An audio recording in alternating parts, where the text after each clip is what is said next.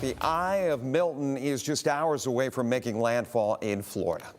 President Joe Biden addressed the country about the powerful storm just moments ago. The WTOL 11 weather team says the hurricane is now a Category 3 with winds clocking 120 miles per hour. The president says an emergency declaration has already been approved for Florida. Thousands of federal personnel on the ground in Florida right now. Thousands of meals and water has already been sent to the state. The president wants everybody in the state and surrounding states to know that both he and the vice president will be there for as long as it takes to rescue, as he put it, rescue, recover, and rebuild. We've got team coverage tonight. Meteorologist John Birchfield is keeping a close eye on the hurricane's path as it moves closer to Florida. WTOL 11 has teamed up with the American Red Cross to help those in that state. There's a phone bank going on right now. Our Dan Cummins is up there. He will check in with us in just a moment. But first, John, Milton's eye is now just hours away from landfall. What kind of impact is the storm already making?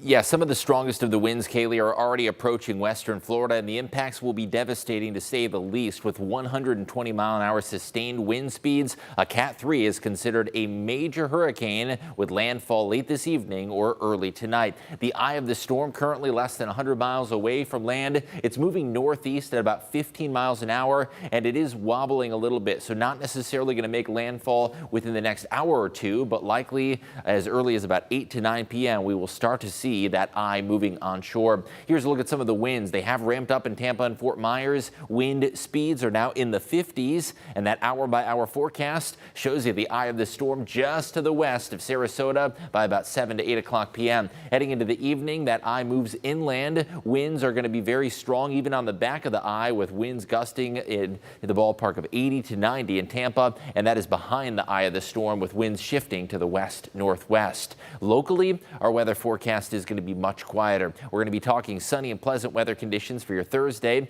High temperatures will be in the middle 60s with another cool morning, starting things off in the 40s. And a snapshot of the hour-by-hour forecast does feature low 40s. I'll show you when we could see frosty weather conditions coming up in just a bit. Jeff. All right, John, thanks. For the second time in less than a month, Florida getting slammed by another major hurricane. First it was Helene, now it's this. WTOL 11 and the American Red Cross are hosting a phone bank right now to help those in Florida who are in need of support. Dan Cummins joins us from the phone bank. Dan, how can people help out from home? Kaylee, tell you what, minimally, I think we were all hoping to just get visibility for the American Red Cross. Make sure you at home think about the American Red Cross. The number to call is 419-725-1600. But here's what has happened. Since 4 o'clock, when we first started doing the phone bank, we've already raised more than $10,000 to help all the victims of Hurricane Milton. How can I forget, Rachel? Back-to-back hurricanes. You have Milton right now. You had Helene 2 weeks ago. I know you're set up to mobilize and get that going, but how in the world do you respond that quickly? So hurricanes are a little bit easier to predict, right? So we do mobilize people ahead of time, make sure that they're safe, and then once the storm has passed, then we start getting out into those communities, making sure folks that did not necessarily evacuate are addressed, they're fed. We want to make sure we can get to them. But safety for our workforce is our number one priority. Emotional support's important too. You've been boots on the ground before with some of these hurricanes in the past few years. What's it like to do that?